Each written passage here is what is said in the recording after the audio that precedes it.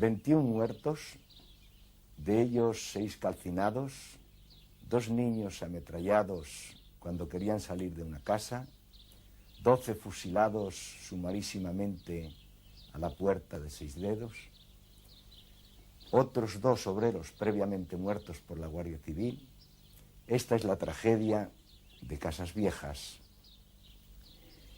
Esto sucede en la Andalucía del hambre, en una región que tuvo que ser atendida por la caridad de todos los componentes de la nación para atender a ese hambre que ya más que hambre era necesidad brutal. La media del latifundismo es del 40%. Esta situación latifundista crea unos señores agrarios que impiden la revolución industrial para disponer constantemente de una mano de obra de forma permanente y en situación de tener que aceptar las condiciones que impongan los señores. Es la época en la que los capataces van a las plazas públicas y tocan los bíceps o los músculos de los campesinos para saber quién está en condiciones de trabajar cada vez mejor.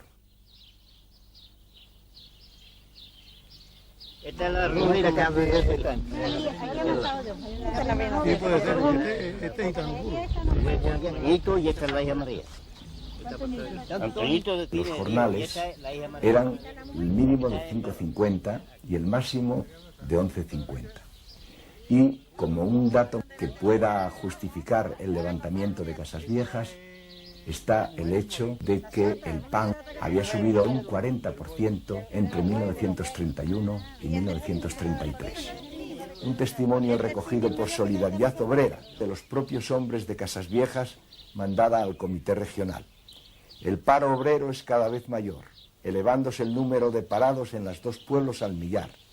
El Monterilla no atiende, el gobernador tampoco, los panzudos no siembran y los trabajadores se mueren de hambre. Creemos que para alimentar los estómagos preparan balas. Así no es posible vivir. Los hombres perecen de inanición. ¿Qué hacemos?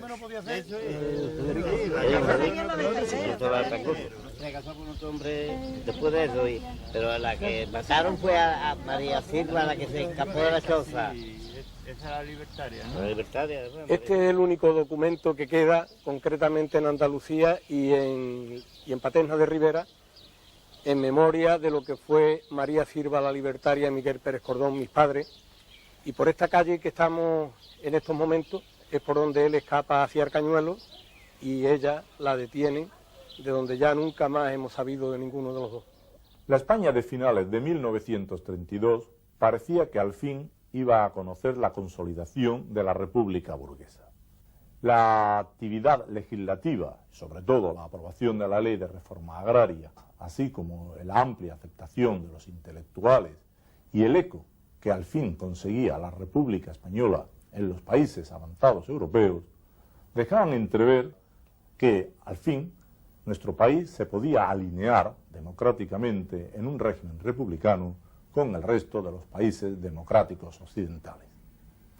Un hecho que tiene su cuna y su origen aquí en Andalucía, vino a hacer añicos esta imagen y que finalmente tendría unas graves consecuencias para el propio devenir de la historia política y social de la República. Recibí mi formación técnica en el movimiento documentalista inglés, en la escuela de Paul Rota, John Grierson, Basil Wright. De todo el grupo, era el único que cubrí casi todos los conflictos revolucionarios del mundo. Estuve en Abisinia, el Congo, Indochina, España. Durante la Guerra Civil de España, años después, fui contratado por Fox Movietone para realizar un documental que se llamó People in Arms, un pueblo en armas.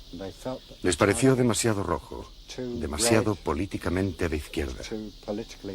Me despidieron, pero yo continué filmando por mi cuenta. Trabajé junto a nombres memorables como Roman Carmen y Oris Evans. Se hicieron Spanish Earth, Tierra Española, y Spain in Flames, España en llamas. Yo había estado ya en España, después de Abisinia, enviado por Laquino en 1933, para rodar las revueltas de los campesinos de Andalucía. Querían capitalizar eso que siempre ha fascinado a los ingleses: la visión de una España romántica, una España trágica. Quería mostrar a mi país las contradicciones con que se enfrentaba el gobierno en el poder. Los campesinos se sentían engañados por la República, porque su suerte no había mejorado en absoluto. En Casas Viejas, desde la ventana de la pensión en la que me refugié, podía filmar la plaza. Los vi llegar al amanecer, probablemente procedentes de Jerez. Disparaban a cualquier cosa que se moviera. Tuve la impresión de que tenían más miedo que los mismos rebeldes.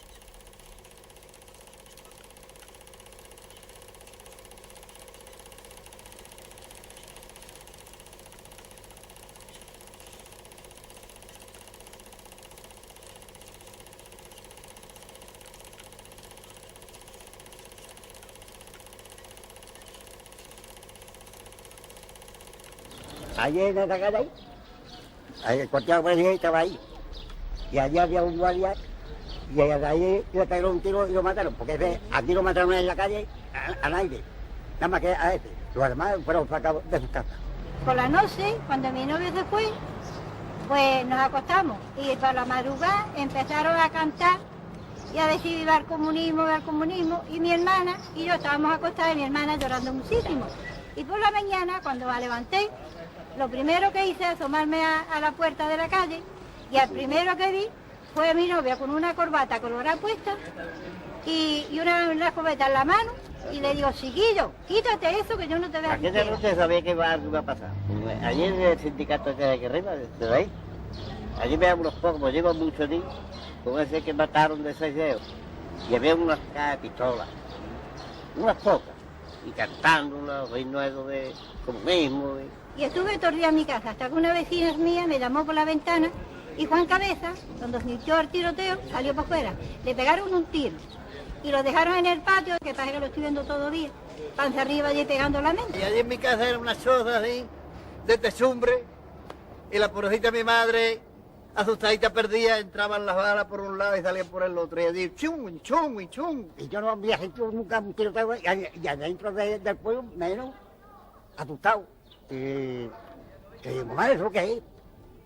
Y digo, cállate la boca, cállate la boca. Y entonces vino una hermana mía y me llevó a su casa. Y esta noche, ¿cómo vamos a dormir? ¿Cómo vamos a dormir? No, cuidado ahí, pues.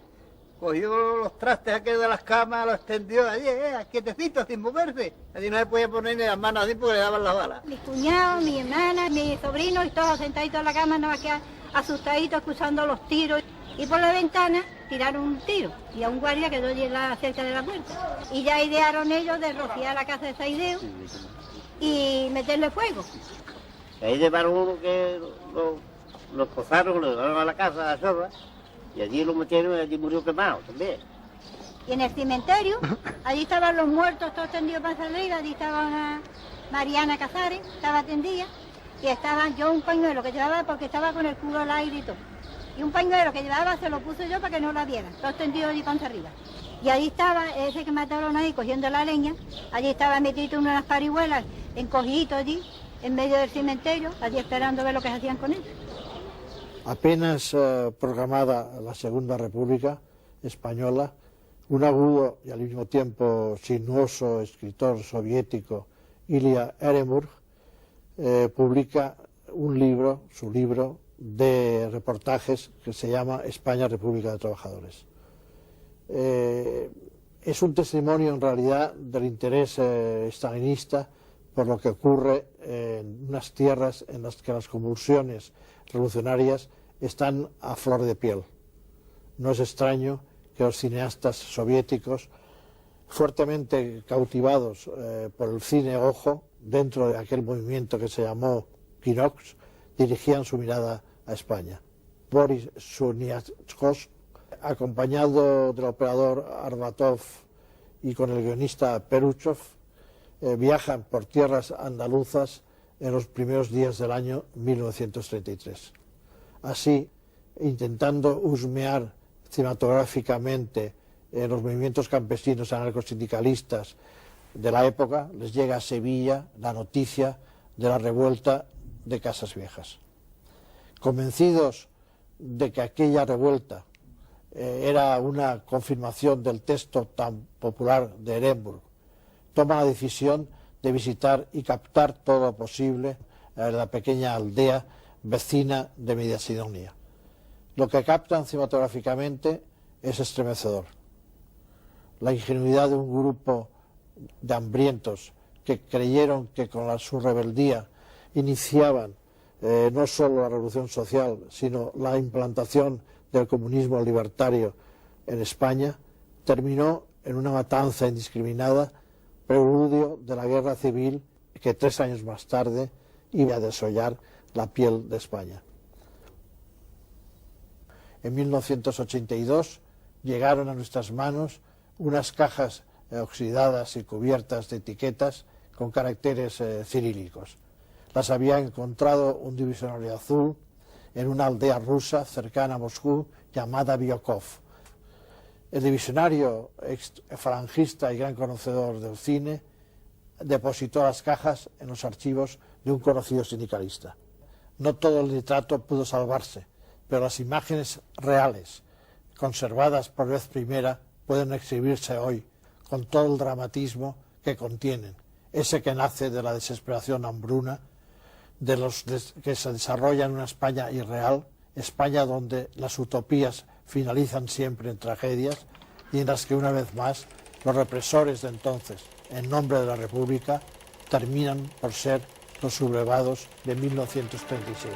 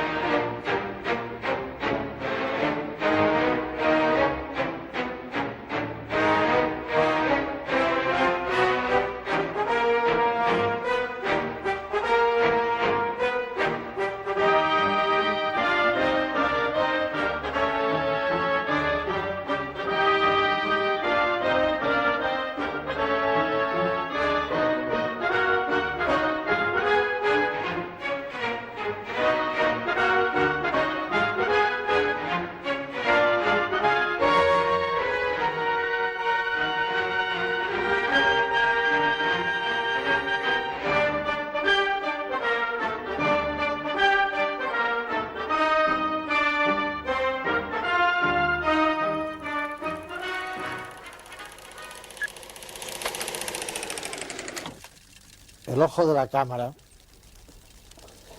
que en un día se llamó Tomavistas y que con esta denominación ha cumplido su misión desde los finales del siglo XIX, ha conseguido captar gran parte de las tragedias mundiales. Este documento cinematográfico fue rechazado en Moscú porque no eran los planes utópicos anarcosindicalistas el modelo revolucionario que Stalin deseaba imponer y mostrar como ejemplo en el mundo capitalista. Lo más probable es que los tres esforzados cineastas soviéticos, Shumyatsky, Arbatov y Peruchov, obsesionados por difundir la utopía trágica, terminaran sus vidas en un eterno y helado gulag. Casas Viejas fue una tragedia que, según la declaración del faísta García Oliver en 1936, tuvo la virtud de hundir al primer bienio republicano. La afirmación tal vez es un poco exagerada, pero recoge muy bien la importancia del momento para el desprestigio de las instituciones y sobre todo del gobierno republicano socialista presidido por Manuel Azaña. Por una parte, enlaza con una larga tradición de malestar campesino, de represión y de miseria del campo andaluz, que tuvo como consecuencias una serie de revueltas, de violencia, que ya en el siglo XIX habían dado lugar a procesos míticos como el de la Mano Negra. Casas Viejas es también el resultado de una táctica revolucionaria concreta, no es un estallido que surge espontáneamente, sino que se encuadra en una revolución pensada por la FAI con la esperanza de que hubiera una huelga general ferroviaria en España y que, como consecuencia, es una revolución anarcosindicalista no querida por los dirigentes del propio anarcosindicalismo español. Las actuaciones de corte revolucionario a las que la CNT se había de alguna manera comprometido en los años de 1932, tanto en Cataluña como en Andalucía, el dinamismo de los grupos de FAI, etcétera, orquestaron un tipo de actividad coordinada que al parecer no lo estuvo tanto. En Andalucía se desarrolla una forma de anarquismo que se distingue del anarquismo catalán y sobre todo del anarquismo valenciano, en el sentido de exigir una mayor radicalización frente a los hechos, puesto que las necesidades eran también mucho más brutales y mucho más trágicas. La CNT consiente en que la Segunda República sustituya a la monarquía con la condición de que pueda servir al mejoramiento de la clase trabajadora. Esto quizá se ha pasado por alto por los historiadores, pero la CNT entiende que si la República no sirve para mejorar los intereses de la clase trabajadora, la República no merece ser mantenida y alimentada. Esto explica lo que se llama el periodo insurreccional de la CNT, que va desde enero de 1932 con el levantamiento del Alto Llobregat hasta el levantamiento de Aragón-Rioja de 1933. Este es mayor de él, que ha muerto ya. Y esta gente la quiere. En realidad, Casas Viejas es un grito. Se puede entender como ese grito milenario de los campesinos sin tierras que desde hacía 100 y pico de años, jornaleros, campesinos, venían luchando por una tierra que se le había usurpado. Pero la verdad es que aquellas viejas gestas de revueltas campesinas de finales del siglo XVIII y XIX quedaban un poco lejos. Casas Viejas sin la matanza hubiera sido pues nada más que un episodio triste del fracaso del vacunismo en España. Es decir, hubiera sido pues un ejemplo de que no funcionaba ese tipo de revolución en el cual se confiaba en la espontaneidad del pueblo, se confiaba en que una vez que se proclamara en un lugar el comunismo libertario, pues el resto de los trabajadores de España y sobre todo los campesinos de España iban a secundar esta proclamación en una especie de gigantesca mancha de aceite revolucionaria.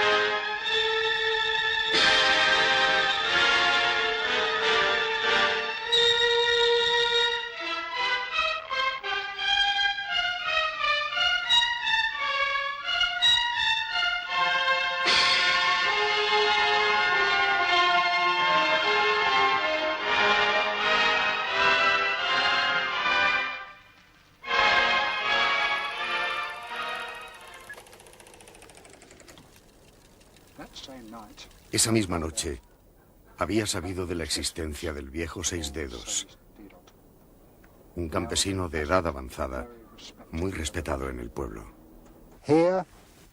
Aquí estaba su choza. Había otras alrededor.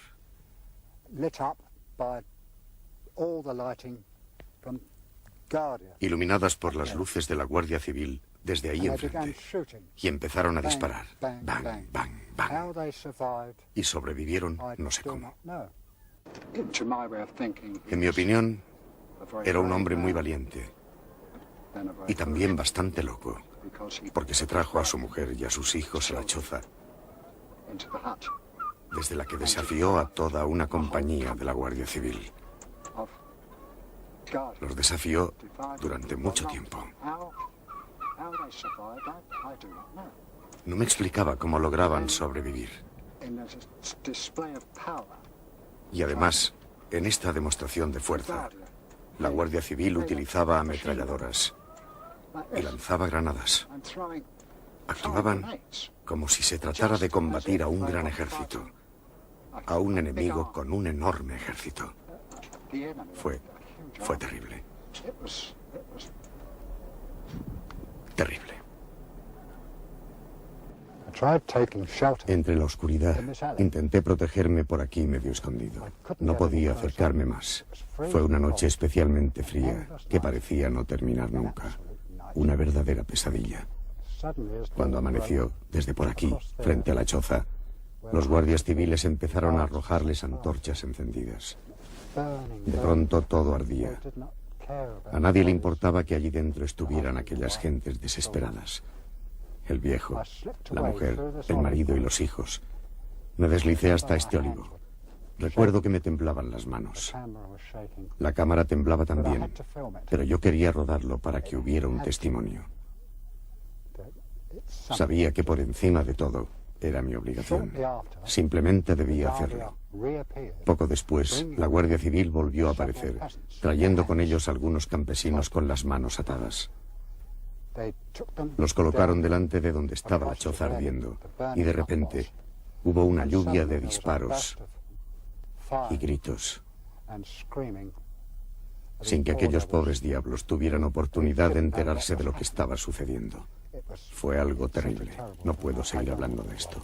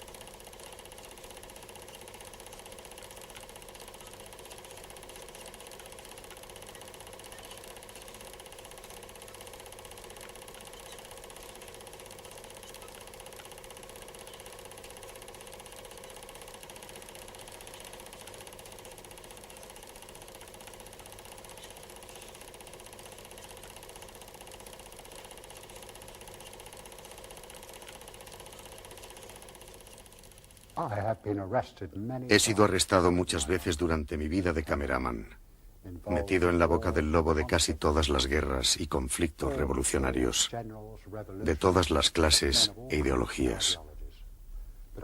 Pero nunca pasé tanto miedo como cuando me metieron en esta celda, que hace años pertenecía al cuartel de la Guardia Civil de Casas Viejas.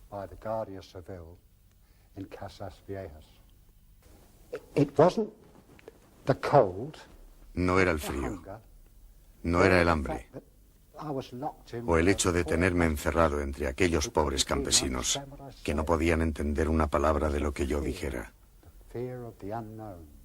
Era el terror a lo desconocido, los pasos inquietantes del exterior, las puertas que se abrían y cerraban.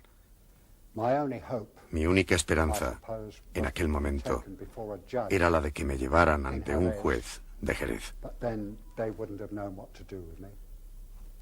Por suerte, llegó una comisión parlamentaria de investigación que, al reconocerme, me presentaron sus excusas y que incluso me invitaron a que rodara las declaraciones que iban a tomar los testigos de los acontecimientos espantosos recién sucedidos entre sus calles.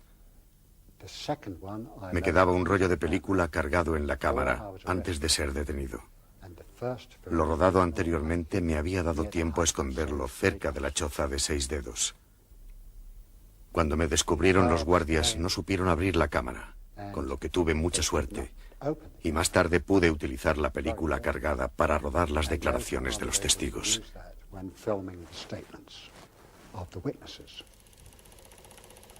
Las rodé aunque no tuviera sonido, mientras un mecanógrafo del gobierno escribía todos los detalles de las declaraciones realizadas por los testigos. Lo que contaban era algo terrible. Fue terrible. Es un material incompleto que no he tenido oportunidad de dar a conocer. Juan Bascuñana, alcalde de Casas Viejas, zapatero, dice que en la mañana del día 11 un grupo de obreros fue a comunicarle que se había declarado el comunismo libertario en España y que ellos no querían hacerle daño a nadie, pero que les dijese a los guardias civiles que se rindieran, porque en España éramos ya todos iguales y no mandaba nadie. Procuró hablar con Medina sin poder hacerlo porque la línea estaba cortada. Que el sargento le dijo que moriría defendiendo a la República proclamada, y que este mismo sargento murió de una descarga de escopeta al asomarse a la ventana. De 6 dedos dice que era un hombre trabajador, que no tenía ideas políticas, pendiente siempre de los suyos, que todos los que murieron eran muy buenas personas. Andrés Vera, el cura del pueblo, declara que la culpa de los sucesos era del hambre, que ya no se podía aguantar, que solo hay 4 propietarios del pueblo y algunos de fuera. Le daba pena ver parados en la plaza a los trabajadores desde agosto. Dice que antes de entrar los de asalto, la Guardia Civil entró disparando al aire y la gente se fue a sus casas, habiendo completa tranquilidad, hasta que a las 4 o las 5 entró un camión de guardias de asalto que venían de Jerez y tomaron el pueblo sin que les hubieran hecho frente. Sobre 6 dedos opina que era excelente como su familia y jamás se habían metido con nadie. Francisco Cantero, afiliado al Partido Socialista, en cuyos locales se reunía los domingos, y le decían que había que implantar la reforma agraria repartiendo las tierras para que se acabase el hambre y para que todos fueran iguales. Por eso le pegó y maltrató el guardia García. Se escondió en casa cuando oyó los tiros.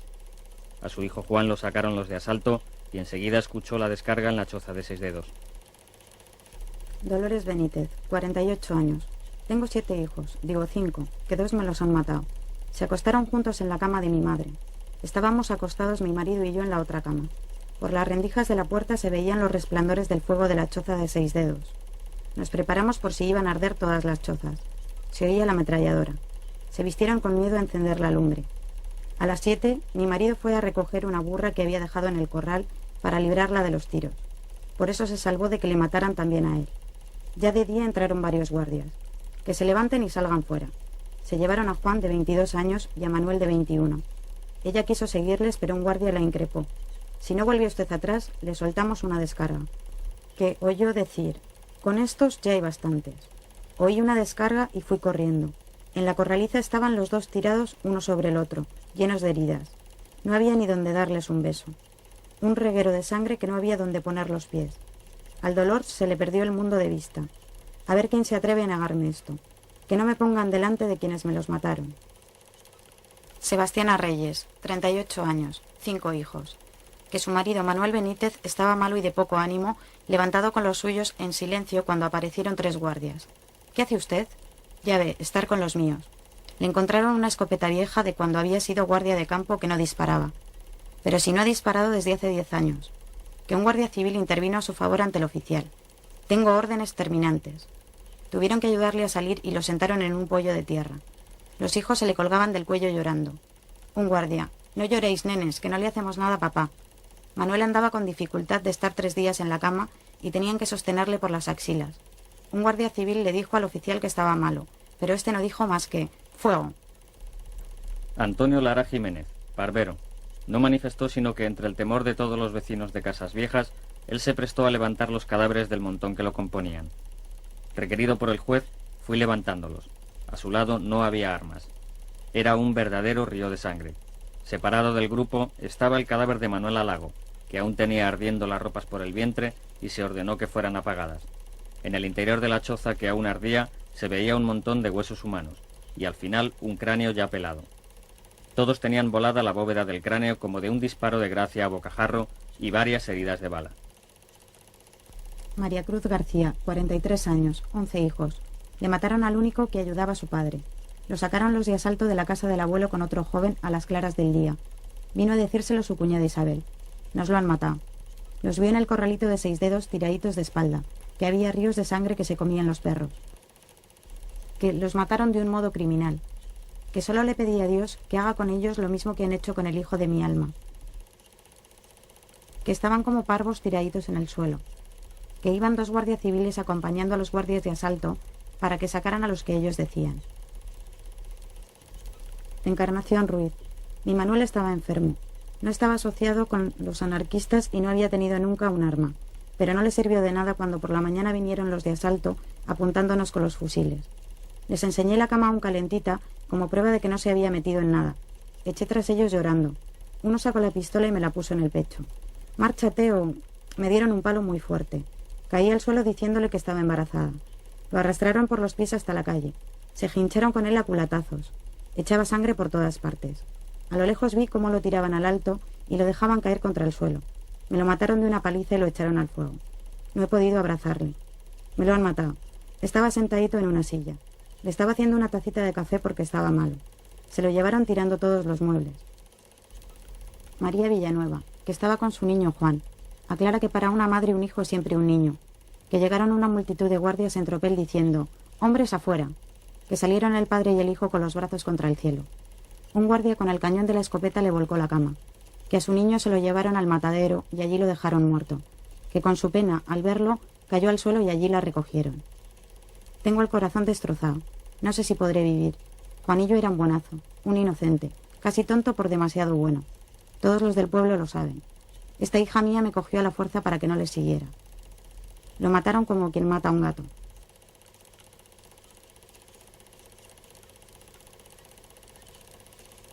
Salvador Barberán. Se llevaron a su hijo y ante sus lamentos le dijeron que no se asustara, que era para tomarle declaración, que no le pasaría nada, que el civil le dijo a los de asalto, no tirar que es honrado, pero que volvieron y se lo llevaron con Manuel Benítez y otro mozuelo, que le empujaron a culatazos en el corralillo. Ala pa' dentro entre un montón de muertos. Nos los han matado, nos los han matado. Se dirigió al guardia civil. Hombre, llame usted a Gutiérrez que me conoce. Y este le dijo, anda, corre y vete a tu casa, salvándole la vida. Cuando le vi le salían los sesos por la herida. Al llegar a casa de su padre, anciano de 75 años, lo encontró cocido a balazos en un rincón. El niño Salvador Barberán, que iba a guardar los cochinos cuando 4 de asalto y un civil le apuntaron y él les dijo, no tirar a mi abuelito, que cogió del suelo una bala y se la dio a un guardia, el cual le dijo, tira eso, que no es un merengue. Que viendo que su abuelito no se movía, salió corriendo. Que el abuelo quedó abatido sin más en una charca de sangre. Tenía un boquete en la cabeza y se llenó con su sangre las manos para besarle el cuello. 3 hijos murieron tísicos. El 4º estaba enfermo. El chico tenía unas calenturas. Entraron a culatazos. Le hicieron levantar y lo arrastraron. Si está malo, pa' cuando esté bueno. Si no ha hecho nada, pa' cuando lo haga. Que viendo que tardaban, fue hacia el corralito del 6 dedos, donde había visto que los llevaban, y los vio tiraditos de espalda. He visto correr a un perro con un hueso en la boca. No he podido abrazarle. Bandidos. Allí estaba mi madre, en el chozo también, y Josefita Lago. Y mi primo Manuel, que todavía vive, está en Puerto de Santa María. Entonces, ellos dos, mi madre y mi tío Manuel, se salen por una ventanita, se respaldan con una burra que debe traer una chumbera, matan a la burra y los 2 críos se escapan. Y de ahí, pues empiezan a poner la libertaria, y por todas partes aparece María Sirva la libertaria. Pero los demás, todos mueren allí carbonizados. El que no muere carbonizado luego lo traen y allí a tiro limpio, ¿no? Abatado de mano y a tiro limpio. Entonces empieza la tragedia de la familia. Dejan Benalú porque aquello era insoportable. Cada uno coge para un lado, unos para Francia, otros para San Fernando y cada uno para una parte. Es la antesala de lo que va a ser el gran teatro trágico, o sea, nuestra guerra civil, que se va a producir en la nación 3 años más tarde. Esta situación da lugar a unos relatos de gran calidad periodística que ponen de manifiesto ante la opinión pública lo que ha sucedido, a unas respuestas del gobierno encabezado por Manuel Azaña de gran torpeza. El gobierno inicialmente no sabe lo que ha pasado, ignora las ejecuciones sumarias. Azaña llega entonces a declarar en el Parlamento que ha ocurrido lo que tenía que ocurrir.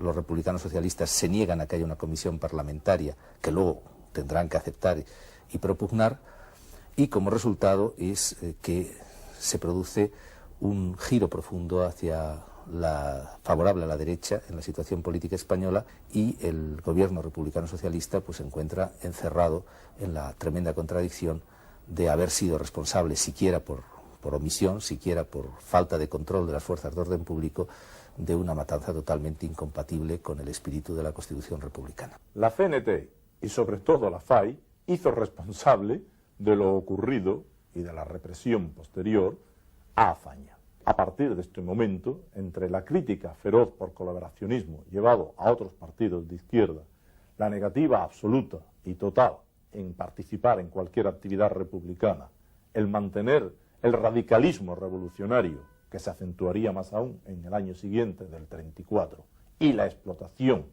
verdaderamente inicua que hace la derecha del suceso, vinieron, en último término, a crear unas condiciones que hicieron por completo inviable la posibilidad de una república burguesa en España.